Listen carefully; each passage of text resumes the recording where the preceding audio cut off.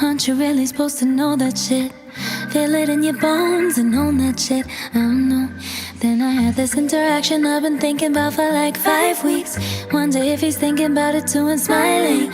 Wonder if he knows that that's been what's inspired me. Wonder if he's judging me like I am right now. I don't care. I'd rather tell the truth than make it worse for you.